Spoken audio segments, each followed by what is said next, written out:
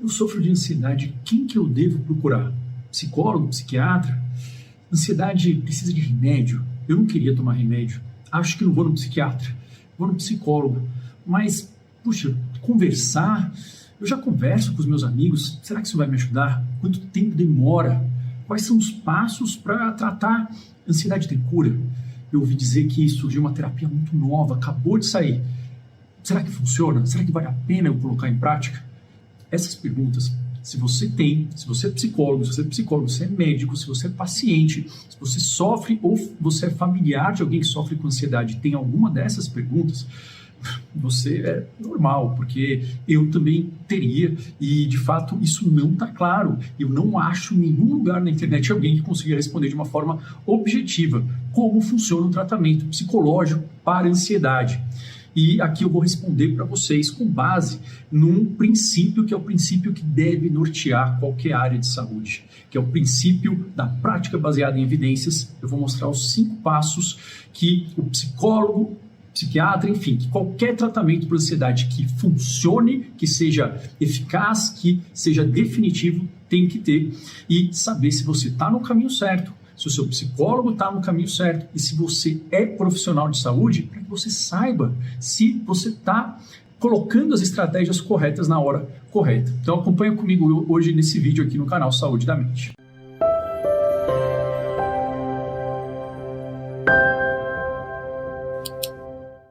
Olá, para quem não me conhece, eu sou Marco Antônio Abud, eu sou médico psiquiatra, formado pela Universidade de São Paulo, atendo clinicamente aqui em São Paulo e sou fundador do canal Saúde da Mente, o canal que está aí com cada vez abrangendo mais pessoas, e isso não é mérito, não é mérito meu, na verdade. Na verdade, é algo que é necessário porque nós estamos vivendo, já estávamos, né? E depois da pandemia nós estamos vivendo assim, um aumento assustador da prevalência de alguns transtornos psiquiátricos, principalmente ansiedade e depressão, e isso é algo que está atingindo milhões e milhões e milhões de pessoas no Brasil, no mundo. Estima-se que, não se sabe exatamente, mas cerca de 1 em cada 2 pessoas vai ter, em algum momento da vida, algum diagnóstico psiquiátrico. 1 em cada 2 é metade. 40% em alguns estudos, outros colocam uns 30%, mas se a gente considerar todos os quadros, provavelmente deve estar próximo de metade das pessoas. Então, isso é algo que, quer a gente aceite ou não, que a gente goste ou não, que o nome seja ruim, os nomes são ruins mesmo. O importante isso pode acometer e provavelmente vai acometer você, o seu filho, a sua mulher, e aqui não quero rogar praga para ninguém, tá? Basicamente é algo estatístico. E tem várias causas para isso, tem vários hábitos, tem várias particularidades do mundo hoje que, de fato, fazem com que o funcionamento das áreas cerebrais elas entrem em algumas armadilhas, em alguns curtos-circuitos, entre aspas, que a gente não consegue sair. Isso é uma simplificação. Mas o fato é que o objetivo de um médico, de um psicólogo clínico, não é ficar provando que o estudo científico está certo. Isso quem faz é um pesquisador e precisa ter essa pessoa. Um psicólogo clínico, um médico clínico, psiquiatra, neurologista, qualquer que seja, o objetivo desse médico é pegar o melhor que tem na evidência científica, juntar com a experiência que ele tem na prática de atender os pacientes e ver o que dá certo e dar para a pessoa a melhor escolha. E isso é o único modelo, enfim, que existe e que seja respeitado, o único modelo de fazer medicina da forma correta. Isso não sou eu que inventei. Por quê? Porque basicamente o médico que... Antes tinha isso, né? Mas basicamente tinha isso porque não tinha internet, a medicina era algo que, enfim, as pessoas não conseguiam se comunicar.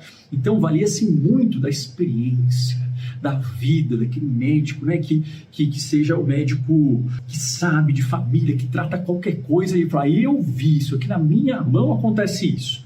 E quem nunca ouviu isso? Eu já ouvi, minha avó gosta de médico assim, né? Dona Laila. O fato é que isso não funciona. E esse médico, hoje em dia, ele é um médico que estaria fazendo uma medicina antiética e praticamente criminosa. Por quê? Porque o olhar do médico ele sempre é um pouco enviesado. A gente tem as nossas preferências? Tem. E por mais que você atenda, assim, muito, e eu atendo desde o segundo ano da residência, eu atendo muita gente. Não calculei ainda, mas olha, mais de 10, 20 mil, imagino, pessoas assim, a gente não consegue atender tanto quanto a gente vê no mundo inteiro.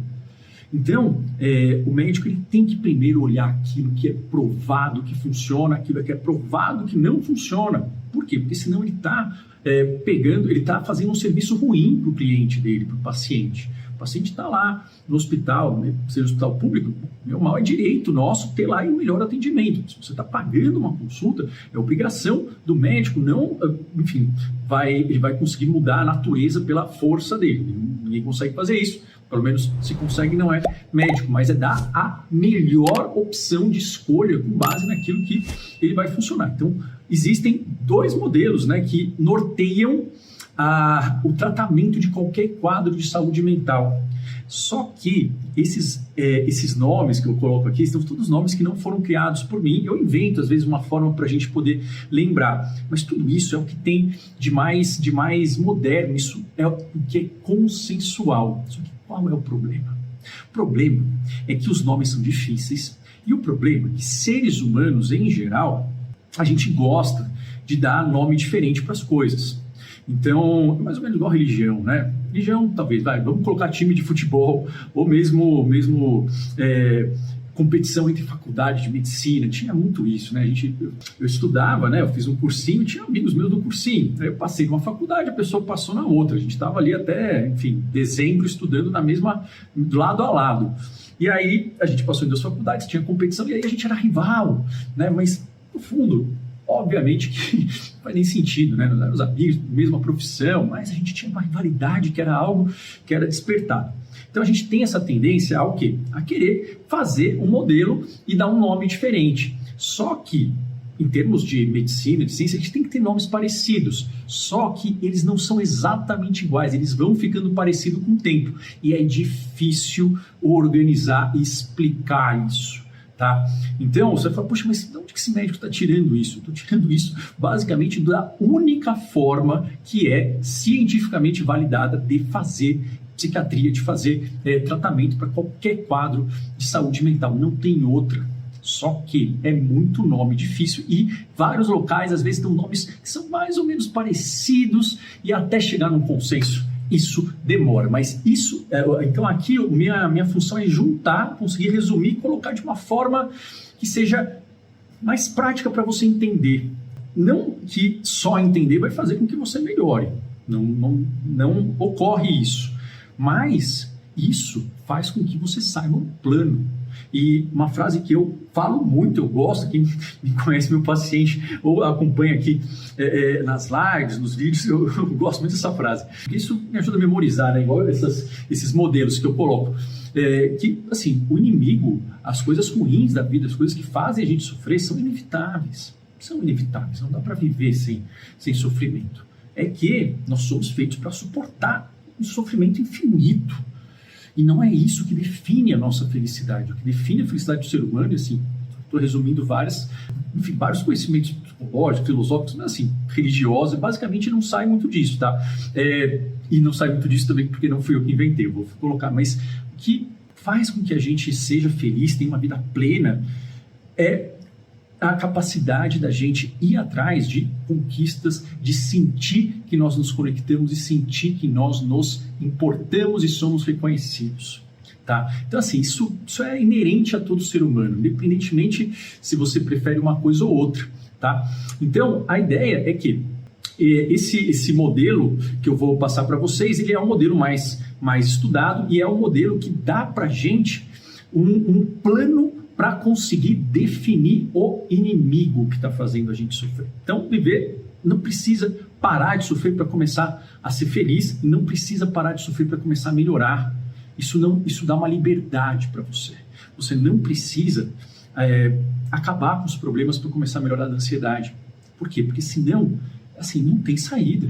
Você não precisa ganhar na loteria para terminar, para não ficar deprimido. Não precisa.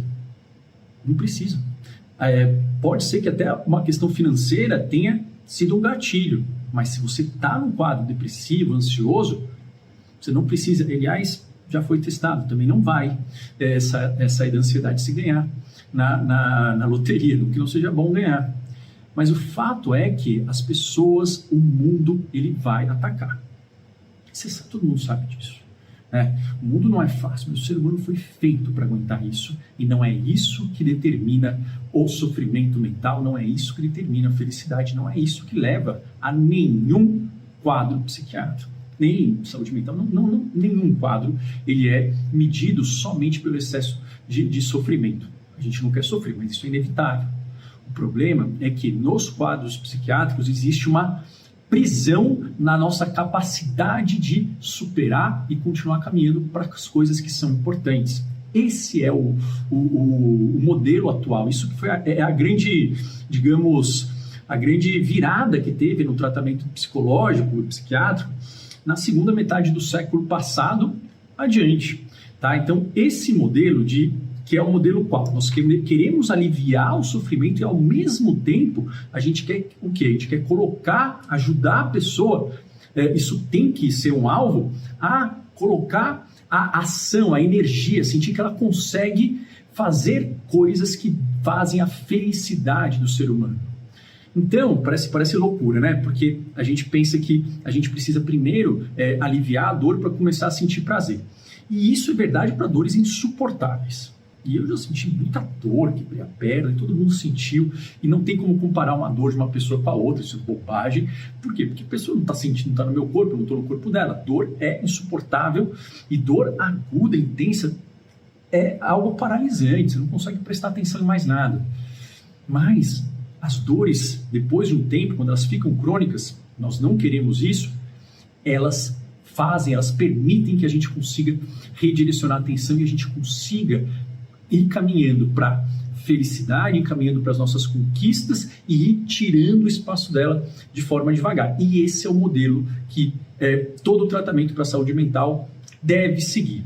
Como chama isso? Isso chama Recovery Oriented Model. Eu não estou entendendo nada. O que é isso? Eu sei, não é fácil, tá? Então, resumindo assim, o objetivo do tratamento para qualquer quadro de saúde mental, TDAH, transtorno bipolar, esquizofrenia, ansiedade, depressão, enfim, qualquer quadro. E, assim, tem alguns nomes que foram usados ao longo da história, as pessoas usam por aí, mas, enfim, existe uma classificação só e quem trabalha na prática e tem mínimo senso de ética e dever legal de ser um bom profissional, usa uma classificação só. Isso é o objetivo, isso é o que vai nortear, é o princípio. Que é o que? A gente quer um tratamento que ele vai ter como objetivo a recuperação da capacidade vital da pessoa. Então, o objetivo do tratamento, ele não é só aliviar a dor. O que quer dizer, então, esse Recovery Oriented Model, e só tem este tratamento até este momento que eu estou falando com vocês, que é novembro de 2022, ele vai focar no alívio da doença, no alívio da dor. Por quê? Porque dores insuportáveis realmente elas são paralisantes. Mas ele vai focar ao mesmo tempo em ajudar, em permitir que a pessoa consiga prosperar. O que é prosperar? Prosperar o termo em inglês é thrive, né? Ou a pessoa consiga ter uma vida plena, que de uma forma muito simples, que ela consiga ter uma vida completa e feliz. Mas felicidade, para mim felicidade não é isso. De onde que você está tirando esse termo? Então, isso é um modelo que todos os países do mundo, assim, esse não é uma polêmica e não tem algum lugar que você vá e que seja, enfim, minimamente conectado no mundo, em que eles vão pregar outra coisa, a não ser países isolados que não seguem nada que a gente vê que de fato não seguem medicina baseada em evidências. Então, esse é o modelo, chama Recovery Oriented Model, mas cada país eles vão colocar uma coisinha a mais ali para dar um programa, porque é legal dar um nome, né? Porque dar um nome é uma coisa legal do marketing, não tem nada de errado nisso não. O problema é só que isso gera confusão, né? Igual linha de terapia. É uma coisa que assim, não faz nem sentido muito ter, porque a cabeça humana, né, o ser é um só, né? Mas a gente faz isso mesmo, e o objetivo é o quê? A gente enxugar e dar para a pessoa o melhor tratamento, o melhor caminho, um plano, um mapa, para ela saber onde que ela vai direcionar a energia. E ter um mapa, eu digo isso, é muito mais importante do que a gente ter uma pílula mágica que alivia na hora.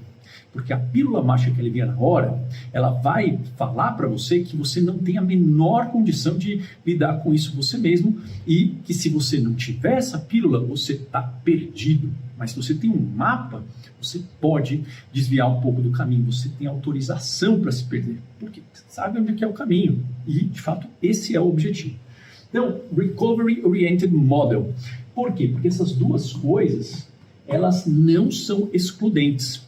Você já ouviu falar que, a medicina, diagnóstico médico, essa medicina tradicional, sei lá o que quer dizer isso, mas medicina foca muito na doença, né? Não, tem que focar na saúde. É verdade? Claro que é verdade. Desde que você não esteja sentindo uma dor insuportável. Por quê? Porque senão você não vai conseguir prestar atenção em absolutamente nada. Então, isso é verdade quando você está tendo a capacidade, o seu corpo sente que você é capaz de se motivar e conquistar e agir rumo às coisas importantes, independentemente da dor. Senão, é insuportável. Então, uma coisa não exclui a outra. E eu sei que isso é óbvio, tá? Todo mundo, é uma coisa que não precisa pensar muito, não é algo... todas as linhas vão falar isso, e na internet, infelizmente, agora, a gente é intoxicado por um excesso de informações. Mas isso daqui é o que faz diferença, esse é o único modelo de tratamento psiquiátrico. Isso quer dizer o quê? Esse é o objetivo. Quando chega um paciente no meu consultório, quando tem um aluno, treinamento online, para ansiedade, para depressão, que são basicamente tratamentos digitais, quando chega no consultório de qualquer profissional de saúde mental, ele tem que ter, esse é o alvo, ó, ali é onde está ali que eu quero chegar, é o pote de ouro no final do arco-íris. Ok, é importante ter isso, porque senão a gente não sabe onde colocar a energia. Então isso é o norte, né? Isso é um Recovery Oriented Model que também esse é um outro nome que chama Evidence-Based Practice, que é prática baseada em evidências. Então, que é basicamente quando a pessoa fala que é cientificamente comprovado, tá? Na medicina, é cientificamente comprovado, quer dizer, medicina e, enfim, saúde mental e saúde em geral. Profissional de saúde que trata na prática ali, né? No campo de batalha, quando a pessoa está com dor, você quer ver a melhor estratégia para aliviar. Isso é o que popularmente se chama de evidência científica.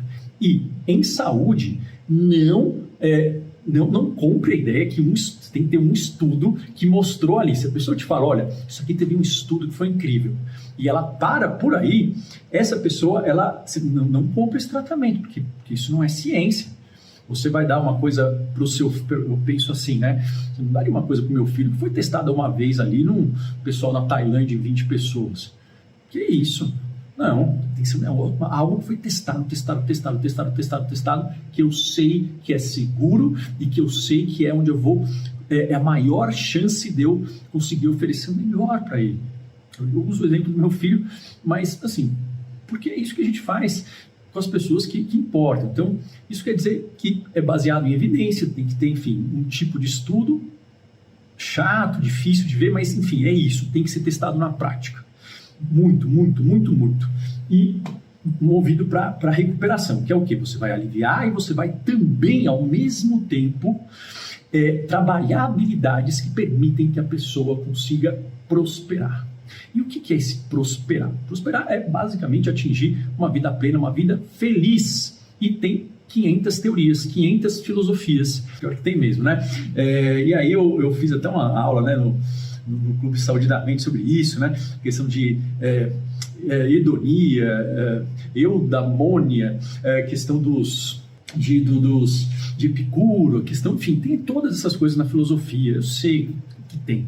Mas, assim, tem uma área da ciência, né? Da ciência do século XX, que foi estudar exatamente isso, e que é a área da psicologia positiva, e também, dentre essa área, tem 1 milhão de definições. Mas eu estou colocando aqui uma definição, mas toda definição de felicidade que enfim, o ser humano conhece até o momento, ela vai envolver as mesmas coisas. Tá? Então, independentemente se você acha interessante ali Aristóteles ou a questão dos, enfim, de alguma linha de raciocínio, ali, bom, isso é o que faz o ser humano feliz e isso não é também discutível, só que cada pessoa vai dar um nome diferente. Eu estou usando que nome? Estou usando um nome, aqui eu coloquei umas referências de alguns autores que falaram sobre isso, mas é um dos nomes que eu achei mais fáceis de falar e é um dos mais usados, vocês podem digitar na internet.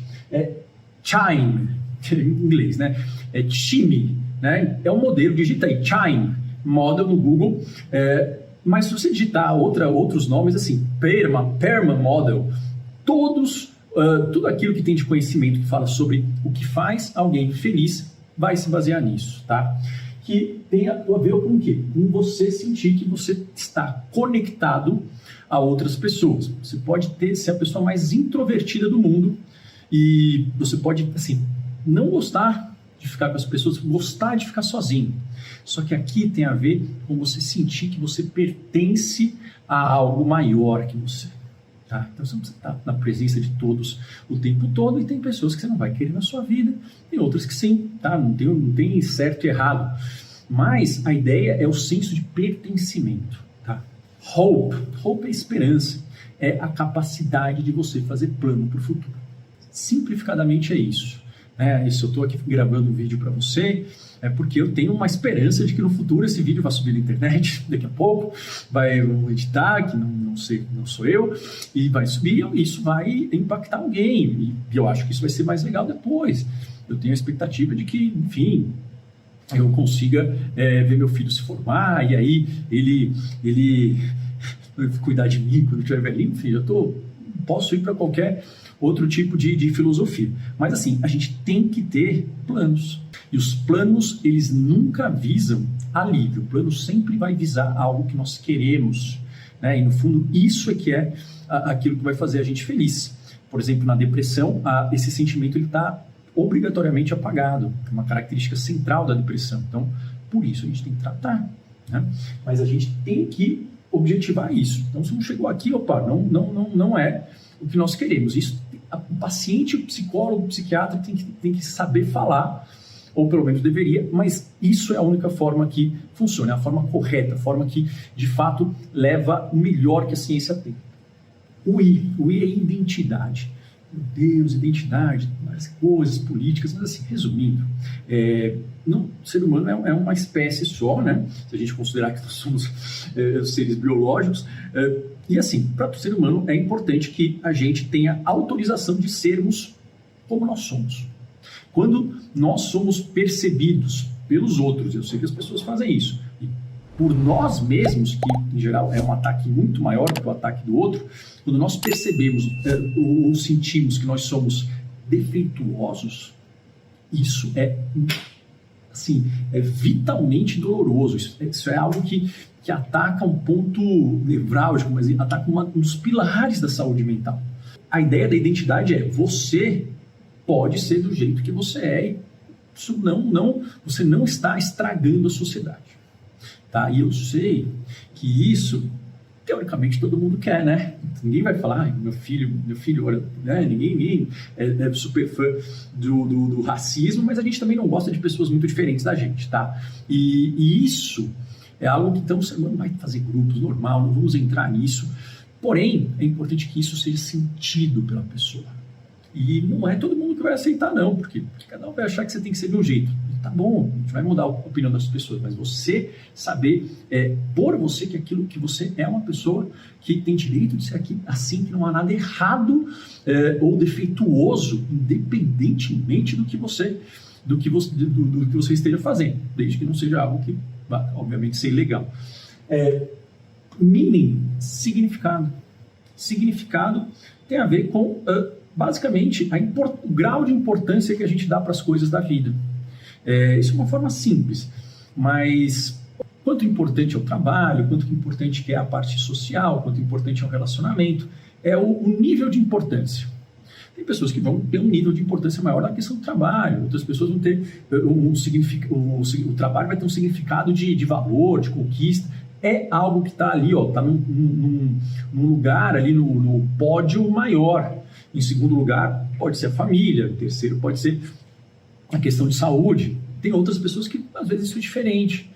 E isso muda na vida também. Em geral, quando a gente é mais novo, a gente coloca ali o trabalho, enfim, questões financeiras, conseguir prover para a família, um pódio ali, depois talvez a gente, dependendo, né, claro, da vida, a gente pode colocar outras prioridades também. Então, isso é o quanto você coloca as esferas da vida como importantes ou não. Isso é único, assim, não...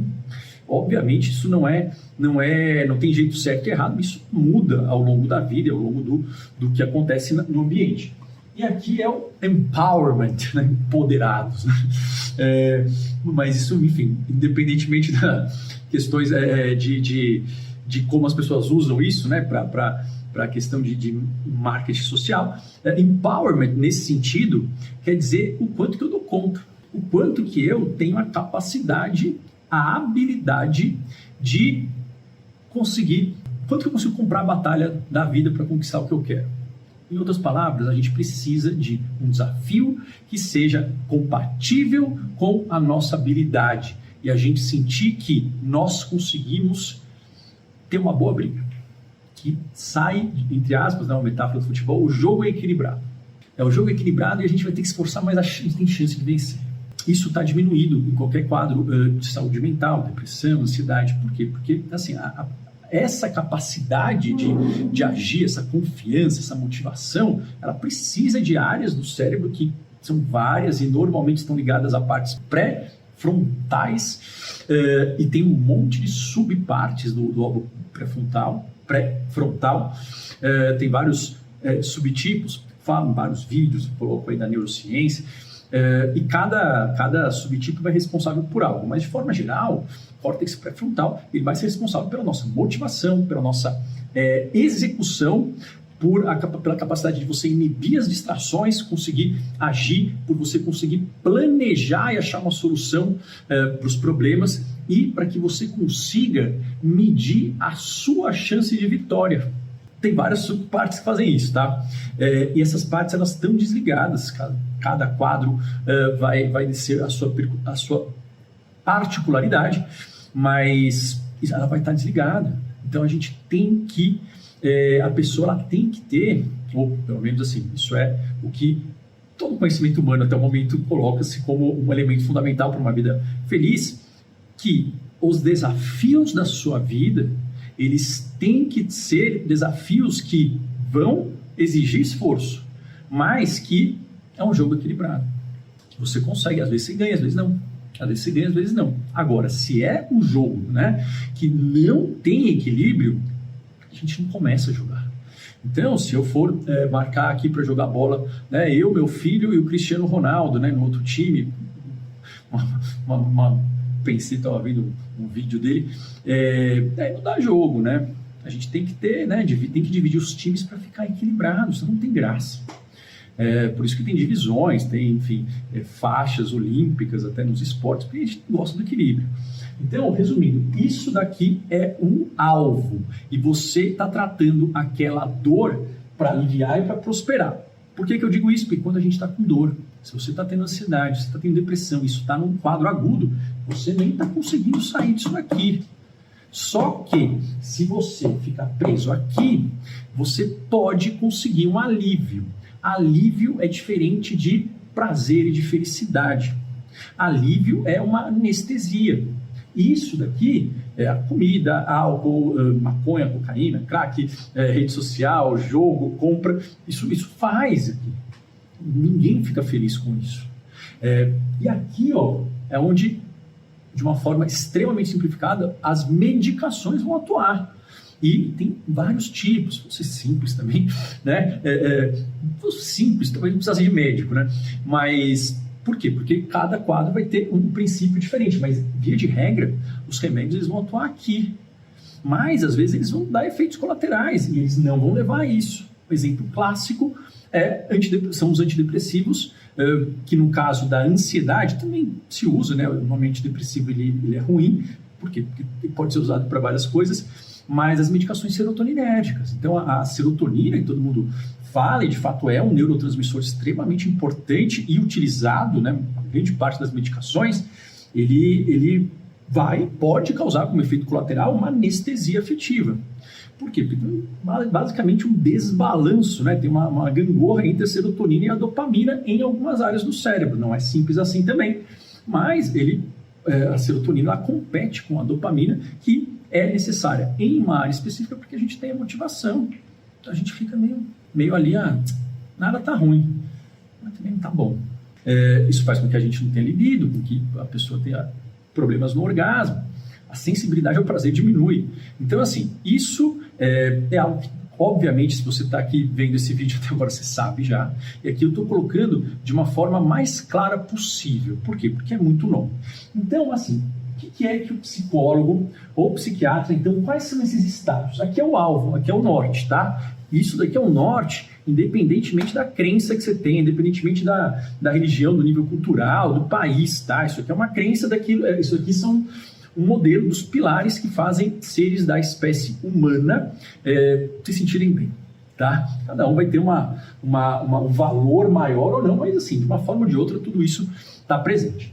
E aí, aqui a gente vai nesses R's. Esses R's fui eu que inventei, porque tem um monte de modelos, eles têm nomes diferentes, mas todos falam a mesma coisa. Então, o primeiro passo, você está com dor, chegou, procurou um psicólogo, procurou um psiquiatra. O que é que esse profissional ele tem que obrigatoriamente avaliar? Qual que é o olhar que ele tem que ter? Ele tem que ter um olhar de reconhecer se tem algum diagnóstico. E reconhecer se tem mais do que um. E diagnóstico, o nome é ruim, mas diagnóstico é o nome que toda a medicina inventou para que os médicos possam falar a mesma língua e estudar qual é o melhor tratamento. É só para isso que ele serve. Ele não quer dizer mais nada sobre a sua personalidade. Porém, se você faz um tratamento para qualquer quadro médico que não é baseado nesse diagnóstico, você não tem ideia se ele vai funcionar ou não. É um chute. Então aqui é para que a gente possa saber o que a gente não faz, o que a gente faz, e para que o médico fale a mesma língua em todo lugar do mundo, para que a gente possa avançar. Assim que a gente está avançando, por exemplo, em termos de cardiologia, assim que a gente está com a idade chegando ali, né, aos 100 anos, câncer de próstata, depressão, ansiedade, é o mesmo raciocínio. Então, é importante um psiquiatra e o clínico, o endócrino, ele teoricamente tem que saber diagnosticar ou suspeitar. Então, eu, por exemplo, eu não sou especialista em outras áreas que não psiquiatria. E eu não acho que é possível um médico ser hoje em dia. Por quê? Porque é muito conhecimento, uma velocidade estonteante que muda. Então é impossível se manter atualizado. Mas eu tenho que saber o que eu tenho que investigar. Por exemplo, um paciente que chega com 60 anos, com 70 anos, confuso no meu consultório, com algumas alterações no exame psíquico e neurológico. Eu tenho que saber o nível de gravidade que ele tem e o quanto que esse paciente precisa ser, de repente, encaminhado para o pronto-socorro, ou o quanto que eu tenho que pedir exame e encaminhar para um profissional. Isso é obrigatório. Assim como o psicólogo, ele tem que ter os instrumentos necessários para poder ver se tem um quadro de ansiedade, de depressão, para ver se tem mais do que alguma coisa junto, e para saber quanto que ele vai encaminhar para o médico. Porque às vezes, tem uma questão que seja clínica médica. Certo? Então, primeiro papel, você chegou lá com uma dor e, enfim, eu acho que é emocional, às vezes você nem sabe, né? Ele vai ter que reconhecer. Ele vai reconhecer, e uma coisa é importante também. Esse outro R que eu coloquei é começar a restaurar, a reinstalar a esperança. A esperança de que você não vai ficar refém daquilo, de que aquilo vai passar. Isso para qualquer tratamento, qualquer profissional de saúde. E às vezes a gente não é fácil fazer isso, porque tem alguns quadros e em outras áreas, a oncologia, né, imagino como seja, que você, assim, não pode mentir para o paciente em termos do prognóstico, mas isso você vai ter que ser realista, você vai ter que ser ético, porque senão você está tendo uma conduta criminosa, mas você vai estar junto com ele. E a esperança de que a dor vai passar e que ele não vai estar sozinho. Essa é a esperança. Mas, além disso, obviamente, a gente quer que melhore, tá? Eu estou dando um exemplo de algumas áreas da medicina que, enfim, o ser humano ele é mortal. Então, em algum momento, o médico ele não pode mentir num diagnóstico muito grave, por exemplo, oncológico. É um exemplo só. Mas na psiquiatria, quadros de depressão e de ansiedade, eles não são para serem quadros que são intratáveis, tá? Então, esses não. Existem quadros na psiquiatria que, de fato, o prognóstico não é bom. Ou não é bom, assim, no sentido de não é que a pessoa vai se recuperar completamente. Não quer dizer que ela não vai melhorar também. Vai sempre ter esperança. Esperança de que você vai ter um alívio, de que você vai ter uma melhora, independentemente enfim, da situação. Dessas áreas é a esperança de que você não está sozinho. Bom, o segundo passo, então, o reconhecer é feito por entrevista clínica ou um teste manual. Então, aqui tem uma forma só, é do DSM, tá? DSM é um manual que vai regular os transtornos psiquiátricos, não tem outro. Existe ele e a CID-10. Então, tem esses dois modelos. CID, que é mais para o INSS, quando a gente precisa testado, né? E eles não são exatamente iguais, mas assim, eles basicamente vão falar a mesma coisa, tá? E todas as pesquisas, tudo aquilo que a gente vê de tratamento que funciona ou não usa o DSM. A CID a gente usa para o INSS, para dar atestado, mas são parecidos também. Então, o primeiro passo é isso. Ou vai fazer alguma avaliação, isso pode ser um teste, pode pedir exames, ou a própria entrevista psiquiátrica. Entrevista psiquiátrica não é um bate-papo, tá? Enquanto a gente está perguntando um monte de coisa, a gente está fazendo um exame psíquico da pessoa, como se estivesse examinando as funções mentais dela naquele momento. Bom, aí depois, qual que é o outro R, né? O outro R é remediar. O que é esse remediar? Remediar às vezes eu vou precisar aliviar esse negócio. Porque, como eu falei, quem já sentiu dor física, a maioria das pessoas já sentiu, mas quem já sentiu uma dor física absurda, cruel durante um tempo prolongado, e isso daí não é vantagem, não faz a pessoa melhor nem pior, ou quem já teve um quadro depressivo, sentiu aquela angústia. Eu nunca tive um quadro depressivo. Meu avô teve, mas quem já teve uma crise de pânico, eu já tive. Todo o quadro assim, desesperador. E a gente vai ter que dar algo para aliviar. É remédio? Então, às vezes é. Mas, por exemplo, em quadros ansiosos, dificilmente é. Então, aqui entra o quê? Remédios de alívio. Então, remédios de alívio, todo remédio que alivia rápido, ele vai causar dependência. Não existe coisa melhor para aliviar a sua ansiedade. E quem falar isso provavelmente está mentindo ou descobriu depois no futuro, né? Então, você está vendo esse vídeo no futuro, mas até o momento, assim, os benzodiazepínicos, eles são os remédios mais poderosos para aliviar a angústia e a ansiedade que nós conhecemos. Não tem nada melhor na humanidade. O que é benzodiazepínico? Rivotril, Frontal, Lorazepam, Midazolam, Dormid, Lunax, Lexotan, Ocadil, o Fluinitrazepam, o Roipinol, enfim, eles são remédios de alívio. Não tem como ser nada que vá aliviar melhor do que isso. Talvez os opioides também, que causam dependência. Então, assim, remédio que alivia rápido causa dependência e ponto final, não tem como. Eu queria que não fosse assim, mas isso é uma verdade extremamente incontestável. E no fundo a gente sabe disso, né? Mas eles não tratam nada. Agora, precisa? Não. Aqui, ó, pode ter o quê? Aqui pode ter uma técnica de respiração. Pode ter uma técnica de relaxamento muscular. Uma técnica de ativação do nervo vago. Tudo isso tem o objetivo de promover um estado de calma. Então, todas essas técnicas que vocês vão ver, yoga, acupuntura, elas vão estar onde? Aqui, ó, remediar. Às vezes isso vai ser suficiente, às vezes não, às vezes a gente vai ter que, às vezes vai dar o remédio por pouco tempo, mas assim, nunca é o objetivo tratar nada com Rivotril, Frontal e Diazepam. Eles não são tratamentos para nenhum quadro de saúde mental, nenhum, não existe. Não estou dizendo que eles não sejam gostosos, é exatamente por isso que muitas vezes as pessoas ficam só neles e aí eles vão sendo impossíveis de parar e dão problemas cognitivos. Mas, assim, não é para a gente parar por aqui, tá? Por quê? Porque senão vai voltar e a pessoa, além de voltar, essas áreas elas não estão sendo conquistadas. Enquanto isso, é importante que o psicólogo, o psiquiatra, ele dê a esperança de que, olha, tem uma parte sua que está assim, isso não é você. Mas normalmente tem outras partes onde a pessoa consegue ir colocando atenção. Então, a gente aliviou, aí vai caminhando junto, né? Ter sempre isso em mente, ó. Por quê? Porque em qualquer quadro de saúde mental, isso daqui está perdido. A pessoa teve problema no relacionamento, teve problema no emprego, perdeu o emprego, está endividada, fez muita compra, não conseguiu economizar, ou ela está com problema na família. Sempre. Por quê? Porque isso é um gatilho, mas uma vez que a pessoa entra, ela não consegue também resolver. Então aquilo vai se acumulando. Mas aí, isso obviamente não está... se aqui a gente conseguiu aliviar, ele ensinou uma técnica de relaxamento, você começou a praticar isso, sobrou espaço. Sobrou espaço e você vai continuar aqui para tirar isso. Só que para você começar devagarinho a focar aqui. E as duas coisas têm que ser feitas ao mesmo tempo.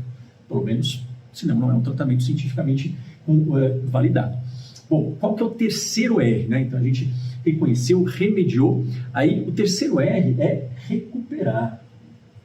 Recuperar a capacidade executiva.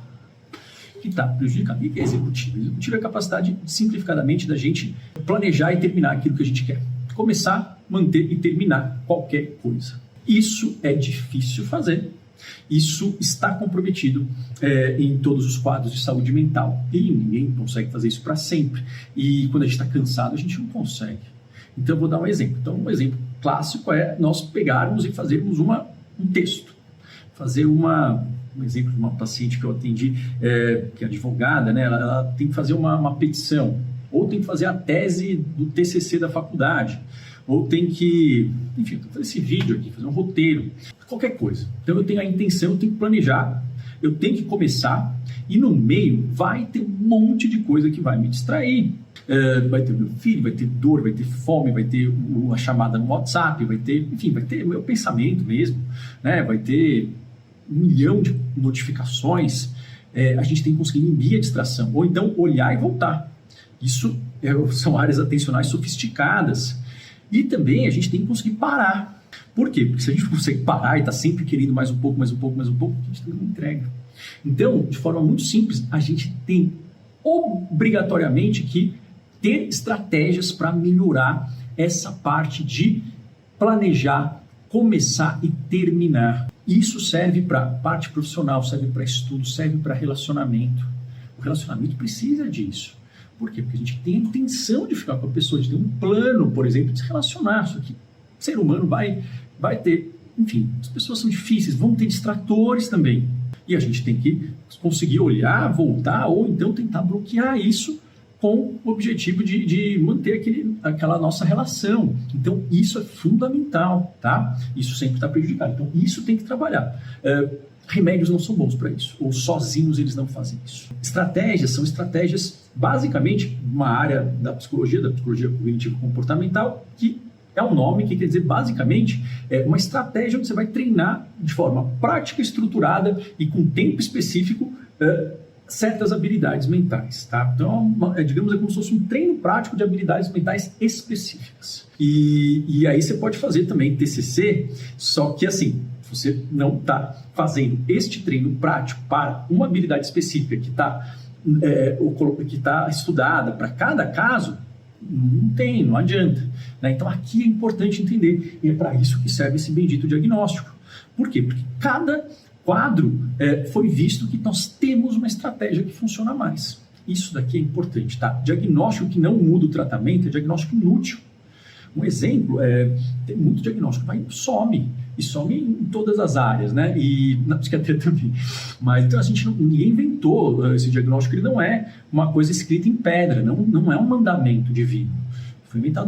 Foi inventado pelos médicos, por quê? Porque isso é revisitado e vendo-se, isso daqui me ajuda a tratar isso e dá um destino bom.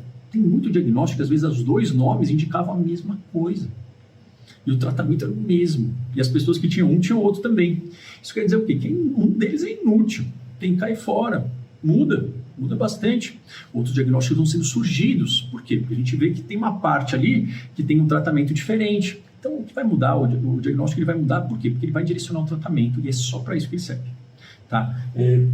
Aqui, por exemplo, uma questão de resolução de problemas, uma questão de terapia de assertividade, de conseguir melhorar a conexão, a comunicação interpessoal. É um tipo de arma que tem que ser usada na depressão. Na ansiedade, normalmente isso não é necessário, mas para ansiedade social é um treino de habilidades sociais, um treino atencional em situações sociais, enfim, cada diagnóstico vão ter estratégias específicas obrigatórias que vão ter que recuperar isso, tá? Então, eu sei que é muita informação, eu sei que, puxa, meu Deus, não estou entendendo.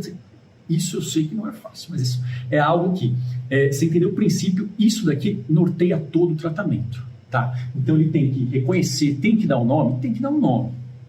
E pode falar que ele não sabe o nome, porque às vezes não deu para falar. Mas o nome é feio. O nome não define quem você é, só tem um nome. Não tem como fugir disso, isso por um lado é bom, né? Até assim, não é polêmica.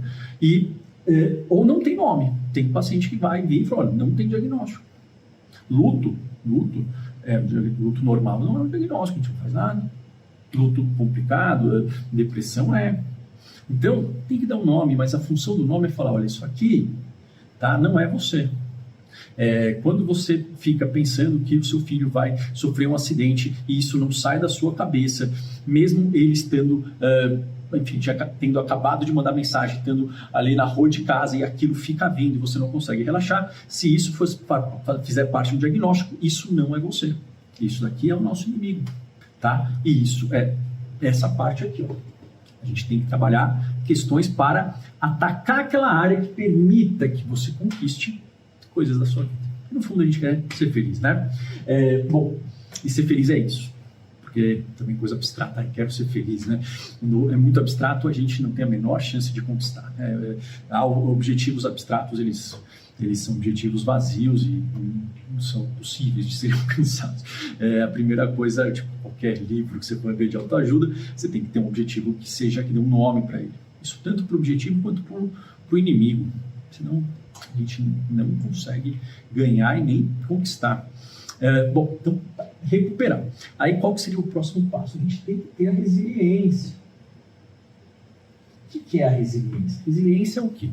Olha, você tem que gostar do seu terapeuta, do seu médico. Você pode gostar dos vídeos que eu faço aqui no YouTube. Às vezes pode ser que você não goste também. Pode ser que você goste de uns, não goste de outros, o que talvez seja o mais normal possível. Mas, assim, não é o meu objetivo que você fique bem só quando você ouve a minha palavra. Isso é uma coisa meio bíblica, né? Enfim, né?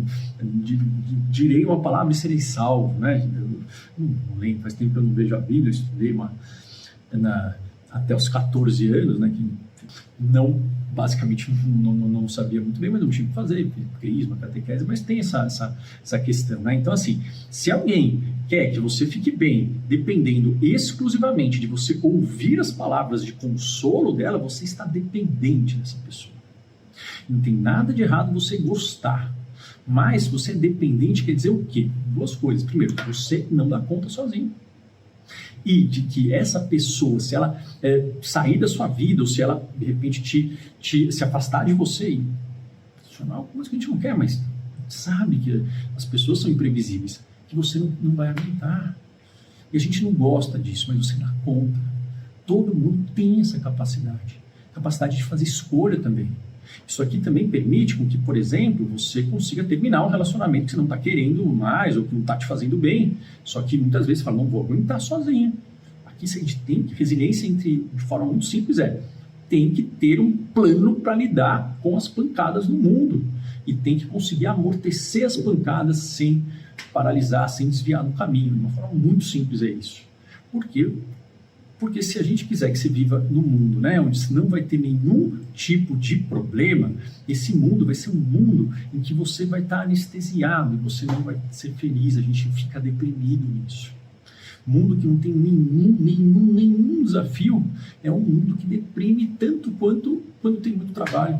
Então, a gente quer conseguir isso. É um escudo, seria o pessoal chama blindagem, né? Eu não gosto muito do termo blindagem, mas não que não seja legal, né? Porque blindar, né? Carro blindado, ele uma hora quebra, né? Pelo menos até onde eu sei, você pode dar vários tiros lá, vou imaginar, 4 tiros quebra a blindagem, não tem blindagem que não quebre. Então, eu gosto de um termo assim de nós termos uma capacidade, uma habilidade de sermos inquebráveis. Inquebráveis quer dizer que a gente vai, a gente vai entortar, a gente vai, A gente vai ser maleável. Por quê? Porque objetos duros, eles quebram. O diamante é o objeto mais duro, mas ele quebra. Eu dou esse exemplo, né? O diamante ele quebra, ele consegue riscar outros materiais, ele é duro. O material mais duro, até onde eu sei.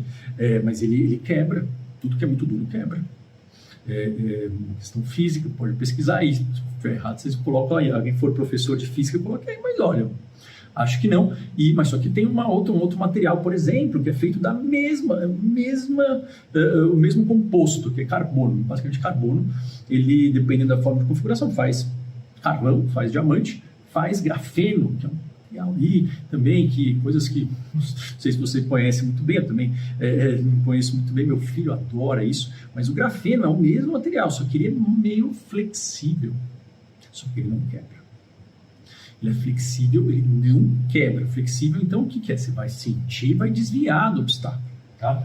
Então, isso você tem que ter um plano de prevenção de recaídas. Resumindo, um tratamento para ansiedade, enfim, qualquer tratamento que seja, ele tem que, no final, tem que ter um prazo e tem que ver se você está conquistando uma arma específica, e aqui você tem que ter um plano de prevenção de recaídas. O que é isso? É um papel ou no celular, tem que ter isso muito claro para você saber que estratégia você vai usar quando vier uma pancada. É igual um plano de incêndio. Quando vem uma pancada da vida, e assim, vai vir, né? Provavelmente vai, porque se não vier também a sua vida vai ser uma vida que não tem nenhum tipo de felicidade. Então, é algo inerente à nossa espécie. Mas, quando vem uma pancada forte, a gente não vai conseguir pensar muito. A gente vai estar meio frágil. Então, a gente tem que ter algo que esteja ali já. Eu sei que isso, né, talvez ninguém tenha ouvido falar, mas quem é aluno dos treinamentos, né, para mentes ansiosas, mentes depressivas e mesmo do sono pleno, que são baseados em terapias cognitivos comportamentais para tratamento desses quadros, a última parte de uma terapia para tratamento desses quadros tem que ser um plano de prevenção de recaídas que seja baseado nas suas estratégias que funcionaram e que você tenha ali à mão, né, para não precisar pensar. Isso vai fazer com que você fique inquebrável, esse é o objetivo. E o último R é reconectar. O que é o reconectar? Reconectar, aí sim, reconectar com o mundo. Aqui você já está sempre mirando nisso, né? Então, aqui esse alvo é importante. É importante por quê? Porque isso é o objetivo de fazer cada uma das estratégias. Então, isso é algo que é um dos elementos importantíssimos para o sucesso de uma terapia. O psiquiatra, o médico, o psicólogo, independente da linha, ele vai orientar você, olha, isso aqui você vai ter que praticar. E tem que deixar muito claro por quê, o que é que você vai treinar nesse tipo de prática, para que você vai ter isso, tá? Eu sei que é difícil fazer isso, viu? Eu estou falando aqui, por quê? Porque dá um baita trabalho fazer, no sentido de que quem trabalha não tem dúvida que é isso. Só que, assim, é muito nome, é difícil de explicar, os nomes não são fáceis assim, mas, assim, até o momento, novembro de 2022, não existe outra maneira mais eficiente de tratar depressão, ansiedade, e o psicólogo, o psiquiatra, a terapia, ela segue isso. Terapia para ansiedade, ela tem que ter um alvo, ela tem que ter um ponto de partida, ou seja, tem que ter um diagnóstico, tem que ter um passo a passo, isso tem que estar definido. Vai seguir esse plano? Naturalmente vai ser daquele jeito? Não, nunca vai. Nunca vai. Por quê? Porque a vida é imprevisível, os seres humanos são únicos. Porém, se nós não tivermos um plano e um destino, a gente não consegue o quê? Redirecionar. Então, o importante do plano é nós entendermos o destino, mas não que a gente ache que a vida vai fazer a gente ir em linha reta. Não. Agora, se nós não tivermos plano nenhum, isso vai dar ansiedade, a gente não tem esperança, tá? Então, isso é o tratamento para sintomas. Isso não é tem outras linhas da psicologia que focam em outras coisas, mas só tem um tipo de trabalho em psicologia que funciona, ou que a ciência mostra que funciona, não tem outro. E aí isso depende da língua, depende do nome, depende do psicólogo, do profissional, tá aplicando e você tá entendendo e você comprando a ideia para poder ir retreinando essa habilidade. tá? Eu sei que esse vídeo ficou mais longo que o habitual e me senti obrigado, ainda me sinto, né, a tentar simplificar esses nomes. Por quê? Porque o tratamento tem que funcionar. E a grande maioria das coisas que vão dizer para você 500 teorias, e se essas pessoas não te derem qual é o caminho que você deve percorrer, para onde você tem que ir, que arma você usa, isso não é medicina, isso não é algo que tem uma chance grande de funcionar. Eu não colocaria minha energia, meu tempo, meu dinheiro, enfim, qualquer coisa nisso. Obviamente a escolha é sua. Espero que vocês tenham gostado do vídeo. Comentem e até o próximo vídeo. Forte abraço. Tchau, tchau.